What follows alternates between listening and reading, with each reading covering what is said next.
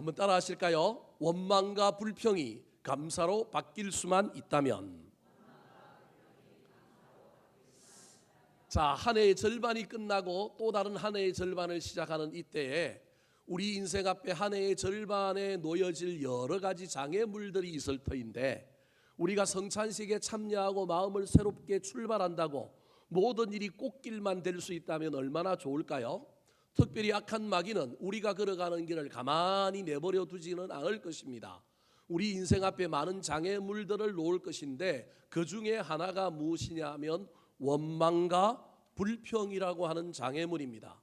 무더운 여름 되면 짜증이 나고 내 마음대로 되지 않는 상황과 환경 속에 18, 19이 올라오고 뚜껑이 열리면 원망과 불평이 우리 앞에 늘 나타날 수밖에 없습니다. 원망하지 않고 불평하지 않는 사람은 없습니다. 그럼에도 불구하고 그 원망과 불평이 내 마음에 자리를 잡고 살게 만들면 안 됩니다. 마음이 병듭니다. 영혼이 죽게 됩니다. 더 나아가서 성경은 원망과 불평이 우리 안에서 쫓겨나지 않고 계속 또아리를 털고 있으면 우리가 죄를 짓는답니다. 악을 만든답니다. 시편 37편 8절 말씀 같이 한번 읽어볼까요? 시작. 분을 그치고 노를 버리며 불평하지 말라. 오히려 악을 만들 뿐이라. 원망하고 불평하면 오히려 뭘 만든다고요? 악을 만든다. 원망과 불평이 마음속에 있고 내 감성을 넘어서서 나중에 이것이 표출됨으로 말미암아 죄를 짓게 되고 악을 만드니 원망과 불평하다가도 빨리 몰아내어야 합니다. 올 하반기를 살아가는 저와 여러분이 원망과 불평의 상황을 만날 수밖에 없을 터인데, 그때마다 이 원망과 불평에 오랫동안 사로잡히지 말고 빨리 몰아내고 감사 찬양하는 사람들이 되었으면 좋겠습니다. 구약에 나하만이라고 하는 아람 나라의 군대 장관이 있었는데, 이 사람이 문둥병에 걸렸습니다.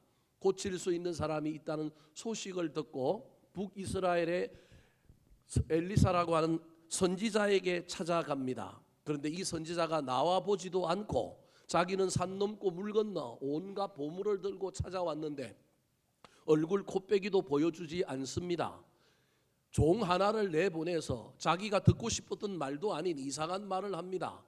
또랑이었던, 강도 좋은 강이 아니었던, 내려오면서 봤는데 또랑과 같았던 지천 가늘천이었던 요단강에 가서 뭐하라고요? 7번 씻으라 그럽니다. 그때 18, 19이 올라오고 뚜껑이 열렸습니다. 원망과 불평이 쏟아져 나오고 이제 분노하기 시작했습니다. 자, 열왕기하 5장 11절 말씀 같이 한번 읽어볼까요? 시작.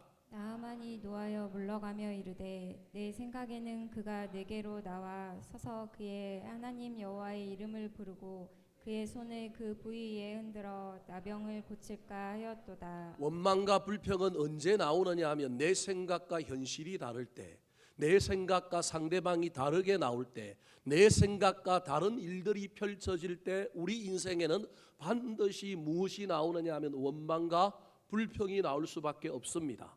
나하만이 원망하고 불평하다가 노하여 자기 나라로 돌아가서 군대를 이끌고 북이스라엘을 침공하려고 했을 때, 여러분, 이 원망과 불평이 이 나하만의 인생에 자리를 잡고 살게 하지 않는 놀라운 일이 펼쳐졌는데, 그 일은 옆에 있는 신하들로 말미암아 시작되었습니다. 옆에 있는 신하가 목숨을 내걸고 이 나하만 장군에게 간청을 합니다. 장군님, 다른 일을 시켜도, 이보다 더한 일을 시켜도 우리가 해야 할 판인데 7번 씻으라 한 일 그거 못하겠습니까? 일단 가서 정주영 회장의 말대로 뭐 하자고요? 해보자. 해보고 난 다음에 18, 19이 올라와서 뚜껑이 열리든 전쟁을 하든 한번 뭐 해봅시다? 해보자라고 하는 간청을 했습니다. 이때 나하만이 그것을 받아들이고 자기 안에 들어와 있는 원망과 불평, 분노를 뭐 하느냐 하면 몰아내어 버렸습니다. 여러분, 이 일이 쉬운 일인 것 같지만 이 일이 쉽지가 않습니다. 저와 여러분이 인생을 살다 보면 원망할 수밖에 없고 불평할 수밖에 없고, 때로는 그것이 지나쳐서 악을 행하고 죄를 지을 수 있는 분노로 넘어갈 수 있는데, 여러분, 그것을 물리칠 수 있느냐 없느냐가 얼마나 중요한지 모릅니다. 나아만은 자기 생각과 다른 일 때문에 원망과 불평에 사로잡혔는데 주변의 신하의 이야기를 듣고 자기 안에 들어와 있는 원망과 불평을 전부 뭐 했느냐 하면 몰아내었습니다.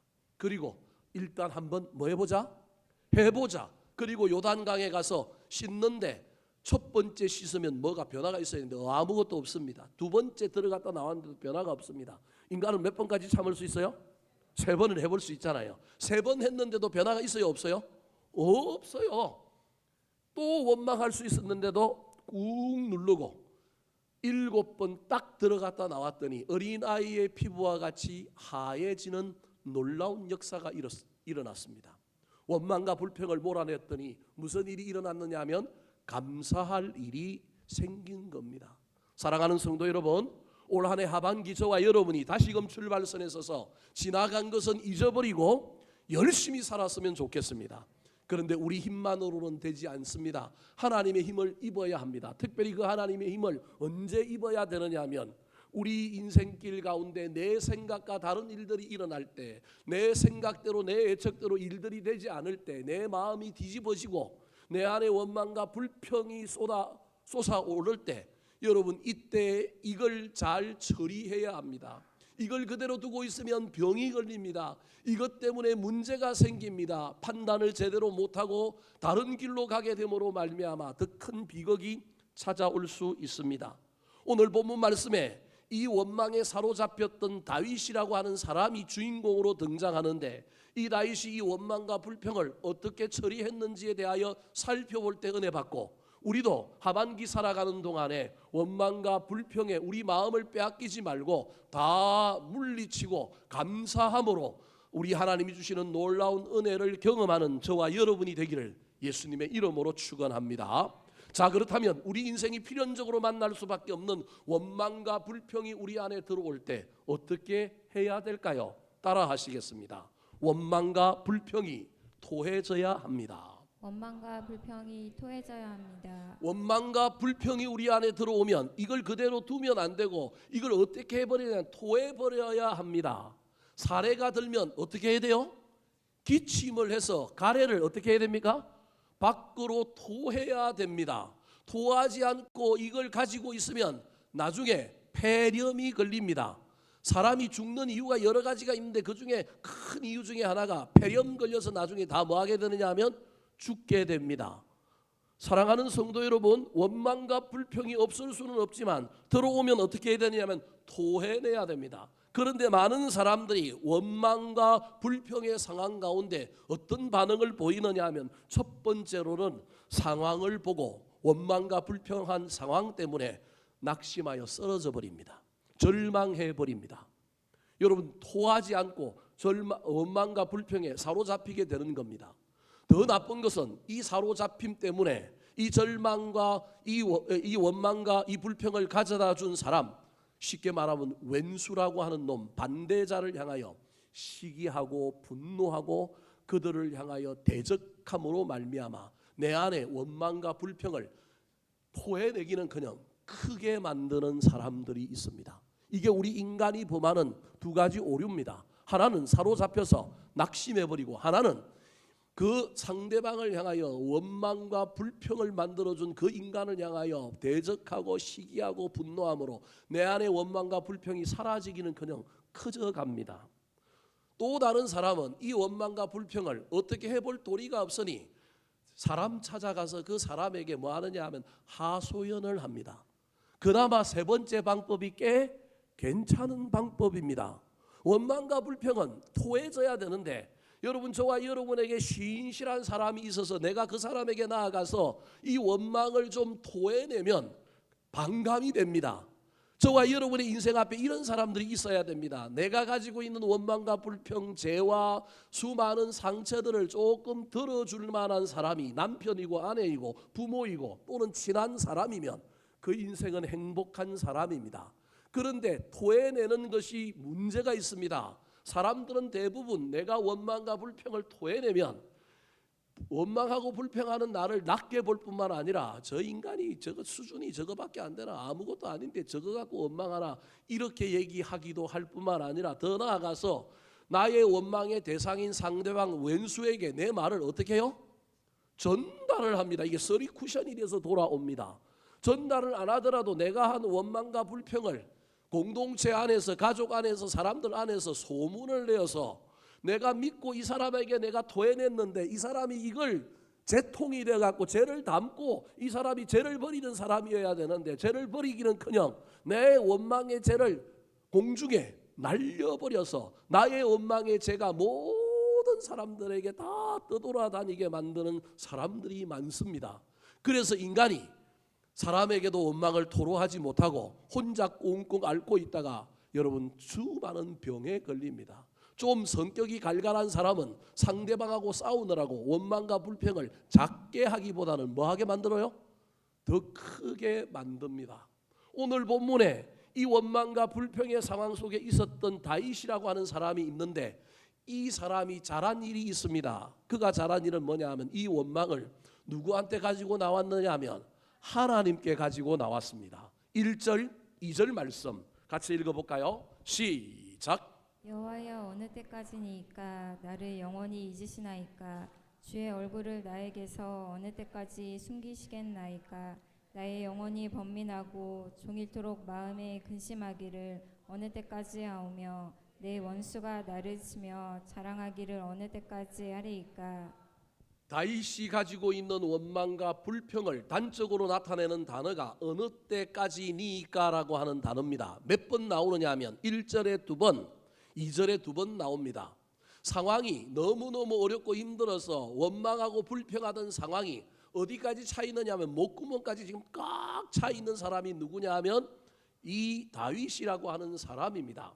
어쩌면 저 4번이나 나오는 어느 때까지니까라고 하는 단어는 다윗이 인격이 좋고 믿음이 좋아서 원망과 불평의 상황이 생겨도 믿음으로 이걸 다 몰아냈는데, 몰아냈으면 하나님이 해결을 해주시든지 하나님이 뭔 징조를 보여주시든지 뭐가 변화가 나타나야 되는데 여전히 변화가 없어갖고 또 원망과 불평이 또 들어온 겁니다. 그런데 이걸 또 뭐 하는 거냐면 또 믿음으로 어떻게 했느냐 하면 몰아냈습니다. 이걸 몇 번까지 했어요? 4번이나 한 사람이에요. 인간은 보통 몇 번 하는데, 좀 괜찮은 사람은 3번 하는데 이걸 몇 번까지 한 사람이냐면 4번까지 한 사람이 누구냐 하면 다윗인 거예요. 다윗이 지금 얼마나 원망과 불평 가운데 있는지 모릅니다. 이 원망과 불평의 제조자는 누구였느냐 하면 2절에 보니까 왼수가 있습니다. 왼수. 내 원수가 나를 치며 자랑하기를. 그러니까 원수 때문에 원망과 불평이 생겼는데, 두 번째로는 이 원수보다 지금 누가 더 미우냐 하면 이 원수를 가만 내버려 두고 있는 하나님 때문에 더 원망과 불평이 쌓여 있는 사람이 누구냐 하면 바로 이 다윗입니다. 여러분, 그럼에도 불구하고 다윗이 오늘 본문의 시작을 여호와여라고 부르면서 이 원망과 불평을 여전히 누구에게 쏟아놓고 있느냐 하면 하나님께 쏟아놓고 있는 것이 위대한 신앙의 이야기입니다. 우리는 원망과 불평 하나님께 나와서 쏟아놓으려고 하지 않습니다. 사람에게 쏟아놓고 된통당하기만 할 뿐, 그래도 그 이후에라도 정신을 차리고 내 인생의 문제와 원망거리 불평거리를 가지고 누구한테 나와야 되느냐 하면 하나님께 나와야 되는데 하나님께 나오지 않습니다. 나왔는데 몇 분 하나님이 쌩까고 하나님이 침묵하고 들어주지 않으면 그 다음부터는 하나님께도 나온다 안 나온다? 안 나온다. 목구멍까지 원망과 불평이 찼는데도 여전히 지금 다윗은 누구한테 나와서 원망하고 있느냐 하면 하나님께 나와서 원망하고 있는 겁니다. 사랑하는 성도 여러분, 원망과 불평거리가 있을 때 주변에 신실한 사람이 있어서 입이 무거운 사람, 좋은 사람, 내 원망과 불평을 어느 정도 들어줄 사람들이 옆에 있기를 기도하시기 바랍니다. 그 사람에게 갔더니 위로받고 내 원망이 반감되고 내가 좀 숨을 쉴 수 있었으면 좋겠다 하는 사람들이 생기게 해달라고 기도하시기 바랍니다. 사람 믿을 수 없으면 그것도 못합니다. 여러분, 혹시 누군가가 원망과 불평에 사로잡혀 나를 찾아오시거든 여러분 잘 들어주시기 바랍니다. 귀는 여시고 입은 꾹 다무시기 바랍니다. 그리고 할 수만 있다면 그 사람에게 손을 뻗어서 위로하고 격려할 뿐만 아니라 내가 너를 위하여 뭐 하겠다고요? 기도하겠다. 너도 가서 하나님께 뭐 하라고요? 기도하라고 권면하시기 바랍니다. 원망과 불평은 속에 쌓아놓는다고 해결되는 것은 아닙니다. 분명히 이것은 토해져야 합니다. 사람에게도 토해지는 것 도움을 얻을 수 있지만 궁극적인 토해짐은 누구에게 나아가야 되느냐 하면 하나님께 나아가야 된다는 건 사실을 기억하여 이 하반기에 우리 인생이 꽃길만 걸을 수 있다면 좋겠지만 고난을 만나고 어려운 일을 만나고 왼수를 만나고 하나님의 침묵을 만날지라도 저와 여러분이 이 원망과 불평거리를 가지고 괜히 사람에게 갖다가 더 상처받지 마시고 누구에게 나아갔으면 좋겠느냐 하면 하나님께 나아가서 우리 하나님께 저 인간 좀 죽여달라고 저 상황 좀 해결해달라고 토로하며 나아가는 저와 여러분이 되기를 예수님의 이름으로 축원합니다. 두 번째, 하반기에 우리 인생을 살아갈 때 원망과 불평거리를 만날 때 이걸 어떻게 없애야 될까요? 따라하시겠습니다. 불평을 넘어서 기도해야 합니다. 불평을 넘어서 기도해야 합니다. 이런 유명한 말이 있습니다. 우리 화면을 보고 같이 한번 읽어볼까요? 시작. 어둠을 불평하기보다 한 자루에 촛불을 켜는 것이 낫다. 전기가 정전되었습니다. 가만 있는다고 우리나라는 좋은 나라라서 곧바로 한전이 다 해결해 주지만 여러분 많은 경우에 정전되고 나면 불이 금방 들어오지 않으면 가만 있는다고 해결되는 게 아니라 뭘 해야 될까요? 촛불을 켜야 되지 않겠습니까? 아니면 요즘은 뭘 켜야 돼요? 핸드폰이라도 켜야 되지 않겠습니까? 여러분 가만 있는다고 어둠이 물러가지 않는 것처럼 원망과 불평이 우리 속에 들어왔을 때 가만 있는다고 해결되지는 않습니다. 이게 그냥 자기 스스로 물러가지는 않습니다. 그러면 어떻게 해야 되느냐 하면 촛불을 켜야 되는데 우리 그리스도인들이 켤 수 있는 촛불은 기도의 촛불입니다. 목사님 이미 다윗이 지금 하나님께 나와서 원망하고 있는 것이 뭐라고요? 기도이지 않습니까? 그런데 뭘 또 기도의 촛불을 켜라고요? 엄밀한 의미에서 우리 하나님은 지금 다윗이 하나님께 나와서 원망하고 있는 것을 기도라고 보지는 않습니다. 말이 좀 이상하지만 여러분 원망이 기도가 아닐 수는 없지만 우리 하나님의 입장에서 진짜 기도는 원망을 넘어서기를 원하는 겁니다. 원망을 넘어서는 것이 기도입니다. 기도는요 놀라운 신비와 비밀이 있는데 내가 기도하다 보면 내 기도가 나도 모르게 뭐 한다고요? 바뀝니다. 여러분 이걸 경험할 수 있어야 합니다. 이 경험을 못하고 내가 열심히 주구장창 몇 시간을 기도했는데 내가 기도한 것 때문에 내 믿음을 규정하고 내가 기도 많이 했기 때문에 난 대단한 사람이라고 착각하면 큰일 납니다. 여러분 기도하다가 나도 모르게 내 기도가 방향이 뭐 하는 걸 경험해야 된다고요? 바뀌는 걸 경험해야 됩니다. 이게 없으면요 여러분 우리의 기도는 헛방입니다. 왜냐하면요 기도는 하늘 문을 열고 이 땅의 문제를 해결하는 중요한 수단인데 기도는 사람을 변화시키고 환경을 변화시켜 달라고 우리가 하는 기도인데 물리의 법칙에 의하면 이 변화가 일어나려면 먼저 누가 변해야 되느냐 하면 내가 변하지 않고는 일어날 수가 없습니다. 나의 변화가 우선입니다. 우리는 나는 변하지 않고 세상만 바뀌기를 문제만 해결되기를 기도하는데요 그런 일은 없습니다. 하반기에 여러분의 인생에 변화가 일어나기를 원하십니까? 그러면 공부하는 방법이 바뀌어야 됩니다. 신앙생활하는 방법이 바뀌어야 됩니다. 바뀌지 않고 하반기에 변화는 없습니다. 상반기하고 어떨까요? 똑같습니다. 여러분 제가 여러분에게 악담하는 게 아니고요 똑같습니다. 변화가 있어야 변화가 일어납니다. 이게 물리의 법칙이잖아요. 자극을 줘야만이 속도가 나는 것처럼 뭔가 변화가 있어야 되는데 변화는 하나도 일으키지 않고 뭔가 변화가 일어나기를 구한다? 그러면 정말 그 보이지 않는 하나님이 손이 뭔가 변화를 준 것입니다. 기독교에는 그런 은혜도 있지만 우리 하나님이 인간과 연합하여 같이 밀기를 원하십니다. 그래서 우리 하나님은 누가 변하기를 바라느냐 하면 자기가 변하기를 바라는 거예요. 그래서 기도는 일방적으로 기도하는 것인 것 같지만 기도하다 보면 반드시 쌍방향이 되어서 하나님의 음성이 들리고 나도 모르게 기도하다가 내 기도가 변합니다. 오늘 본문에 원망과 불평으로 하나님께 나와서 하나님 어느 때까지입니까? 도대체 제 왼수를 왜 가만 내버려 두십니까? 이렇게 기도했던 다윗의 기도가 변합니다. 사실은 이때부터 진짜 기도가 시작된 겁니다. 자, 3절 4절 말씀 같이 한번 읽어볼까요? 시작. 여호와 내 하나님이여 나를 생각하사 응답하시고 나의 눈을 밝히소서. 두렵건대 내가 사망의 잠을 잘까오며 두렵건대 나의 원수가 이르기를 내가 그를 이겼다 할까오며 내가 흔들릴 때 나의 대적들이 기뻐할까 하나이다. 진정한 기도의 능력은 나부터 변화시키는데 1절 2절은 살기가 등등했습니다. 눈에 레이저가 가득했고 입이 뾰족했는데 3절 4절은 벌써 쓰는 단어와 뉘앙스가 너무 다릅니다. 기도가 지금 뭐하고 있느냐 하면 변화하고 있는 거예요. 기도가 변한다는 말은 내가 변할 가능성이 생기는 거예요. 내가 변한다는 말은 뭐도 변할 수 있느냐 하면 상황도 상대방도 왼수도 문제도 변할 수 있다라는 거예요. 그래서 여러분 쇠가 빠지게 기도만 하지 말고 기도하다가 내 언어가 바뀌고 내 기도의 방향이 바뀌고 내가 바뀌는 걸 경험해야 됩니다. 물론 안 그래도 주구장창 뭘 달라고만 기도해도 부러지져도 우리 하나님 응답하시지만 진짜 기도의 매력 중에 하나는 하나님께서 기도하는 나를 변화시키는데 첫 번째 내 기도가 바뀌게 만들어 주신다는 거예요. 다윗이 뭐라고 기도해요? 여호와 내 하나님이여 그렇게 기도합니다. 그러면서 뭐라고 얘기하냐면 나의 뭘 밝혀달라고요? 눈을 밝혀달래요. 첫 번째로는 나를 생각하사 하나님 나 안 잊어버렸죠? 나 기억하고 있죠?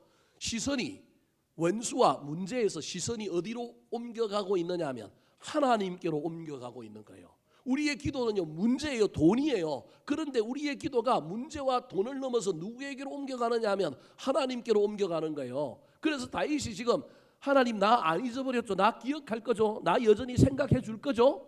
점점 시선이 옮겨갔을 뿐만 아니라 뭐라고 기도하느냐 하면 나의 뭘 밝혀달라고요? 눈을 밝혀주세요. 내 눈 밝혀주셔서 현재 이 문제가 왜 일어났는지 지금 내 눈에는 왼수만 보이고 상황만 보이는데 내 영의 눈이 열려서 이 문제 뒤에 누가 있는지 무엇이 있는지 특별히 내 눈이 열려서 누구 좀 보게 해달라고요? 하나님 좀 보게 해달라는 거예요. 여러분 앞에는 막 언제까지입니까? 원망과 불평이 가득 찬 기도였는데 이 기도가 변하여 이제는 여러분 단순히 내 욕심을 구하는 기도, 청원의 기도, 응답해 주세요, 들어주세요. 여러분 이 기도도 나쁜 기도 아니에요. 원망하고 불평하다가 저 인간 죽여주세요, 내 문제 해결해 주세요, 내가 지면 안 됩니다, 뭐 이런 기도 나쁜 기도 아닌데 기도가 지금 단계를 뛰어넘어서 어떻게 바뀌었느냐 하면요 하나님 나 생각해 주세요 뿐만 아니라 뭘 열어달라고요? 눈을 열어주세요. 그리고 더 나아가서 4절에는 뭐라고 얘기하느냐 하면 나 이 꼴 하나님인데 내가 지면 나의 원수가 이기게 되면 나의 원수는 누구를 이기는 거라고요? 하나님 이기는 겁니다. 그러니 내가 지면 누가 지는 거라고요? 하나님 지는 거니 하나님 지면 안 됩니다라고 하는 겁니다. 여기에는 인간의 얄팍한 수가 들어있기도 하지만 다른 의미로 해석하면 지금 다윗이 누구의 영광을 구하느냐 하면 하나님의 영광을 구하고 있는 거예요. 개인적인 이기심, 개인의 욕망, 개인의 필요를 위하여 기도하는 걸 넘어서서 더 큰 그림, 나 이 꼴 하나님인데 내가 잘못되면 교회가 욕을 먹고 내가 잘못되면 하나님이 욕먹는 것 이거 옳지 않습니다. 그러므로 내가 잘 돼야 됩니다 라고 기도하고 있는 거예요. 하나님을 이용하여 자기의 사심을 채우는 것 같지만 이 이면에는 어떤 의미가 들어있느냐 하면 하나님의 영광을 높이고 있는 기도인 거예요. 단순히 기도 응답해 주세요, 물질을 주세요, 건강을 주세요 라고 하는 걸 넘어서서 신앙의 성장과 성숙, 믿음의 깊이가 더해지고 있는 기도로 발전하고 있는 거예요. 저와 여러분에게 놀라운 이 기도가 있었으면 좋겠습니다. 하나님 우리에게 고난을 주시고 여러분 불평거리와 원망거리를 주시고 왼수를 주시는 일은 단순히 그거 없어지고 그거 해결하는 걸 넘어서서 그 일을 통하여 누구의 신앙이 성장하기를 원하느냐면 내 신앙이 성장하기를 원하는 거예요. 내 지경이 넓어지기를 원하는 거예요. 내가 보는 것이 넓어지기를 원하는 거예요. 그래서 여러분 응답만 받지 말고 이 일도 함께 일어나야 되는 겁니다. 예수님이 공생의 3년 사역을 행할 때 수많은 병자들을 고쳐줬는데 여러분 그 병자들을 고친 사람들은 그냥 병만 고친 사람도 있지만 믿음도 새로워진 사람이 있었습니다. 네 믿음이 너를 뭐하였다? 구원하였다. 이런 이야기를 들은 사람이 있다니까요. 병만 고치고 질병만 치유한 게 아니라 우리 주님으로부터 믿음의 성장과 성숙을 인정받는 이야기를 들은 사람이 있다니까요. 여러분 저와 여러분이 신앙생활하면서 이런 것도 경험할 수 있었으면 좋지 않겠습니까? 단순히 내 기도 제목이 응답되고 물질이 생기고 병이 낫는 일을 넘어서서 하나님을 바라보는 내 시각이 훨씬 깊어지고 내 안목이 넓어지고 내 신앙이 넓어지는 놀라운 역사가 원망과 불평거리 때문에 생길 수도 있다는 것입니다. 사랑하는 성도 여러분, 이런 것까지는 아니더라도 여러분 원망과 불평거리, 고난과 문제 앞에는 하나님 앞에 나아가서 뭐 해야 된다고요? 기도해야 됩니다. 불평하며 기도해야 됩니다. 저 인간 죽여달라고.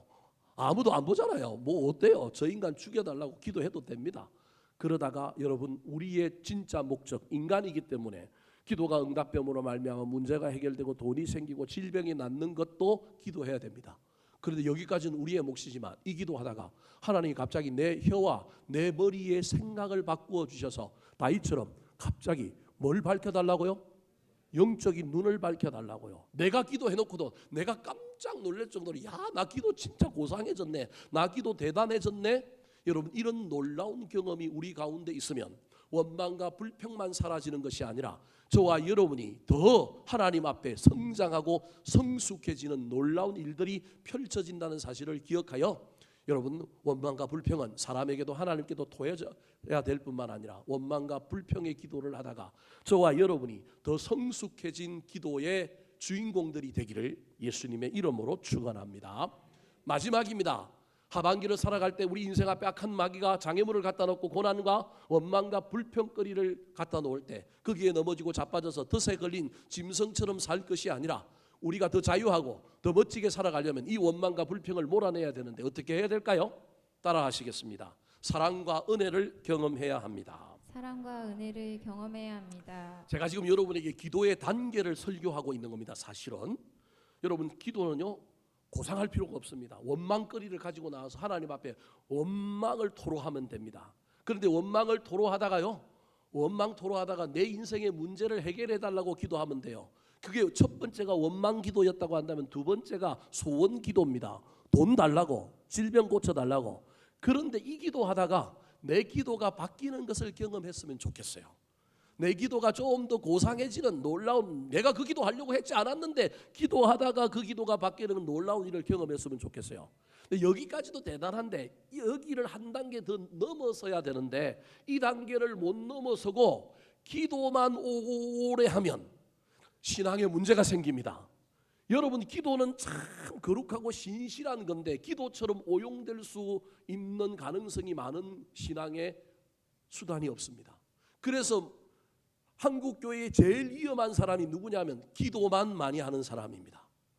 제일 위험합니다. 신적인 권위를 다 가지고 내가 기도 많이 했다는 것 때문에 모든 것을 자기가 판단합니다. 기도를 사유화할 가능성이 많습니다. 부러지져 기도하는데 안 하는 사람보다 훨씬 낫습니다. 지금 제가 기도하지 말라고 하는 얘기가 아니라 기도해야 되는데 우리가 좀 더 좋은 기도하자는가요. 근데 그것도 우리 마음대로 되는 건 아니지만 여러분, 근데 기도를 너무 길게 하고 너무 오래 하고 너무 기도를 열심히 하는데 기도하고 나면 여러분, 내가 변화가 있어야 돼요.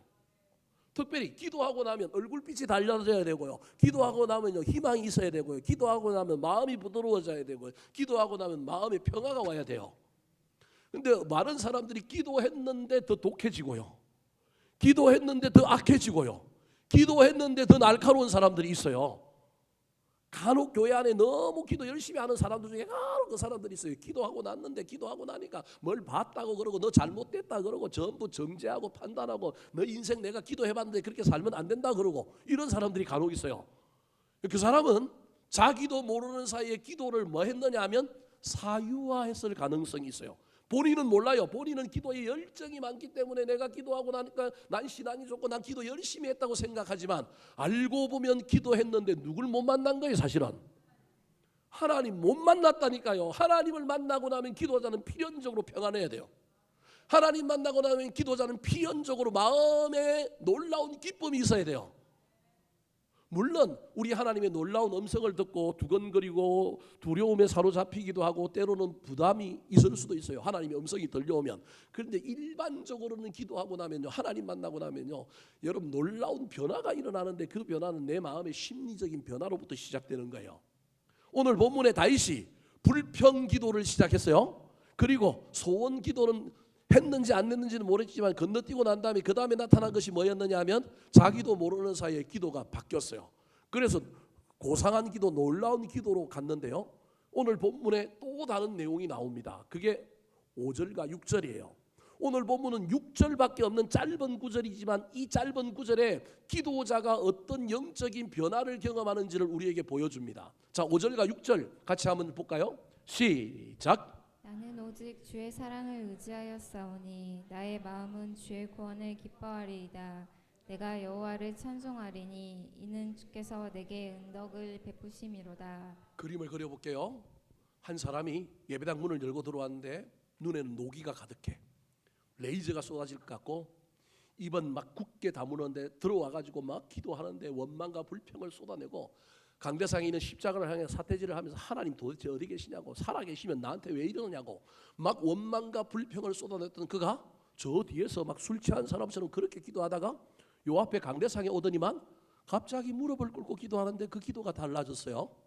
네, 뭘 밝혀달라고요? 눈을 밝혀달라고요. 그랬던 사람이 갑자기 일어나서 이제는 뭐 하라냐면 춤을 추면서 뭘 해요? 찬송을 해요. 이게 5절과 6절이에요. 이런 놀라운 변화가 사실은 일어나는 거예요. 원망하고 불평하고 들어왔던 사람이 조용히 무릎 꿇고 앉아서 기도하다가 이제는 뭐 하느냐 하면 뭐 하고 있느냐 하면 찬양하고 있는 거예요. 그 찬양의 이유가 6절에 뭐냐 하면 주께서 내게 뭘 베푸셨다고요? 은덕을 베푸셨다. 그 은덕은 은혜인 거예요. 그러니까 지금 기도하다가 뭘 받은 거예요? 은혜를 받은 거예요. 여러분 오해하지 말고 들으세요. 기도하다가 응답을 받은 게 아니고 뭘 받았다고요? 우리는 뭘 받고 싶어요? 응답을 받고 싶은데 지금 다윗은 기도하다가 뭘 받았다고요? 은혜를 받았다니까. 은혜를. 저 시편 13편을 원수를 사울이라고 얘기한다면 사울이 다윗을 자꾸 죽이려고 하는 것 때문에 너무너무 힘들어서 저 하나님 앞에 기도했다고 한다면 여러분 저 기도 끝나고 난 다음에 찬양했던 다윗 앞에 상황의 변화는 하나도 없어요. 여전히 사울은 누굴 죽이려고 해요? 다윗을 죽이려고 해요. 그런데 응답은 안 받았는데 다윗이 뭘 받았어요? 은혜를 받아서. 그래서 자꾸 자기를 사울이 죽이려고 할 때 마음속에 한편으로는 막 성질이 나고 내가 맞짱을 한번 떠봐 이런 마음이 있었는데 이 기도하고 난 다음에는 이제 사울이 자기를 여전히 잡으려고 공격해와도 은혜를 받았기 때문에 내가 이 고난을 견딜 수 있어. 이 고난을 이길 수 있어.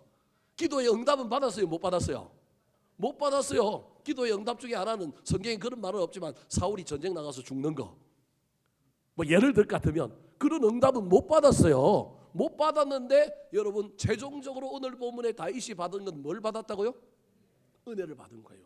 여러분 이게 중요해요. 우리 인생에 이런 일은 한두 분밖에 없고요. 대부분 우리의 기도의 응답은요, 응답이에요. 기도의 최종적인 건 응답이어야 돼요. 제가 응답을 무시하는 게 아니에요. 여러분 기도하고 응답 받으시기 바랍니다. 그런데 때로는 하나님의 응답이 응답으로 오지 않고 뭘로 올 수도 있다고요? 은혜로 온다니까요. 그 은혜는 누구를 바꾼 거냐면 내 마음을 바꾸는 거예요. 고난은 상황은 하나도 변화가 없는데 고난과 상황을 바라보고 그걸 대하는 내 마음의 태도를 바꾼 것이 뭐냐면 은혜예요. 근데 저게 어떻게 일어났느냐 하면 5절에 보니까 나는 오직 주의 사랑을 뭐하여 싸우니? 의지하여 싸우니. 의지해야만이 뭐가 오느냐 하면 은혜가 오는 거예요. 저 의지했다라고 하는 말, 특별히 사랑을 의지했다고 하는 말은 이런 상황 속에서 기도하다가 여전히 하나님 나를 뭐 하신다? 사랑하신다라고 하는 사실이 깨달아진 거예요. 그러니 현실이 까마득하고 원망과 불평의 상황이 넘치더라도 나는 여전히 남은 내 인생을 나는 오직 누구만을 의지하겠다고요? 여호와 하나님을 의지하겠다고 지금 기도한 거예요. 저게 나는 오직 주의 사랑을 뭐하여 싸우니? 의지하여 싸우니. 그랬더니 하나님이 그 마음을 만져주셔서 그 마음에 놀라운 확신이 들어왔는데 하나님이 미래의 나를 뭐 하실 거라고요? 구원하실 거다. 미래에 일어나지 않는 일을 현재로 끄집어 갖고 온 거예요. 그래서 주의 구원을 뭐 하리로다? 기뻐하리. 아직 안 일어났어. 그런데 확신이 들어. 하나님이 나를 뭐 할 거라고요? 구원하실 거다. 그래서 확신이 들기 때문에 나는 그것이 현실로 이루어질 때 기뻐하는 것이 아니라 미리 뭐 하는 거예요? 미리 기뻐하는 거예요. 기뻐하다 보니까 나 혼자 기뻐할 일이 아니라 이 놀라운 기쁨을 주시고 이루어 주실 하나님께 뭐 하자고요? 찬송을 드리면서 뭐라고 고백하느냐 하면 이유는 주께서 내게 뭘 베푸셨다고요? 은덕을 베푸셨다. 사랑하는 성도 여러분, 말씀을 마치려고 합니다. 여러분 기도의 최종의 단계는 응답인데 여러분 응답 말고도 또 다른 것이 있다는 걸 저와 여러분이 잊어버리지 말았으면 좋겠습니다. 그래서 기도하고 나면 반드시 하나님의 사랑과 은혜가 경험되어져야 됩니다. 응답만 받으면 하나님을 뭘로 이해하느냐 하면 응답 주시는 기계로만 이해합니다. 부모님이 자식들 사이에서 여러분 부모님의 사랑은, 부모님의 존경심은 느껴지지 않고 뭐만 주는 사람이 될 수도 있느냐면 돈만 주는 사람이 될 수도 있습니다. 근데 부모가 돈 없으면 그 부모는 부모예요, 아니에요? 아니에요. 그런데 사랑도 줬던 부모는, 그 사랑을 받았던 자식은 부모가 나이가 들어서 돈을 줄 수 없어도 그 부모는 부모입니다. 이게 신앙하고도 똑같은 겁니다. 저와 여러분이 하나님을 너무 돈 주는 분으로만 이해하면 큰일 납니다. 우리 하나님 나한테 돈도 주시지만 뭐도 주신다고요? 은혜 주시는 거예요. 사랑과 은혜를 주시는 분으로 저와 여러분이 신앙생활하는 가운데 이해되어져야 합니다. 그러면요, 상황은 하나도 바뀌지 않았어요. 여전히 사울이 나를 죽이려고 하고요, 여전히 왼수가 있고요, 여전히 내 생각과 다른 일들이 펼쳐짐에도 불구하고 하나님의 은혜가 내 속에 다 있으니 이거 견디는 거예요. 이거 이기는 거예요. 이거 통과하는 거예요. 그래서 지금 당장은 아니었지만 지나가니까 나중에 누가 죽어요? 사울이 죽잖아요. 누가 왕이 돼요? 다윗이 왕이 되잖아요, 여러분.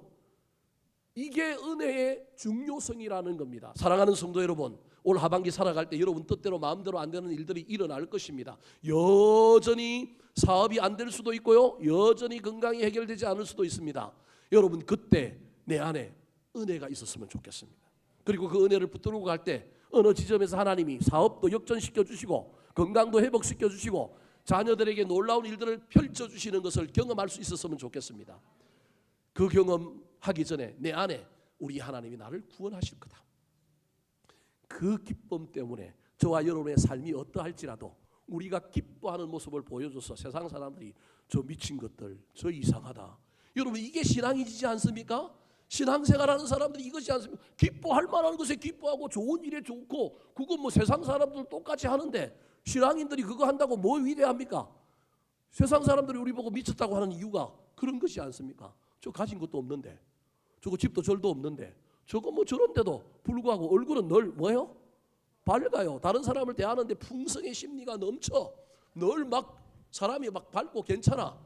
그런데 돈 많은 부자는 늘 막 염려하고 걱정하고, 이만큼 하나도 쪼잔해갖고 나눌 줄도 몰라. 근데 난 돈도 없어. 어차피 빚 뭐 많이 있는데 또 빚 지는 거나 뭔 상관이 있어. 그래서 나는 또 뭐 나누고 뭐예요? 써요. 이게 여러분 은혜 받은 사람의 삶이다. 이 하반기에 은혜로 말미암아 저와 여러분이 원망과 불평은 몰아내고 감사할 일을 많이 경험하는 인생들이 되기를 우리 구주 예수 그리스도의 이름으로 축원합니다. 한번 따라하실까요? 원망과 불평이 감사로 바뀔 수만 있다면, 원망과 불평이 감사로 바뀔 수만 있다면, 원망과 불평이 토해져야 합니다. 원망과 불평이 토해져야 합니다. 불평을 넘어서 기도해야 합니다. 불평을 넘어서 기도해야 합니다. 사랑과 은혜를 경험해야 합니다. 사랑과 은혜를 경험해야 합니다. 기도하겠습니다.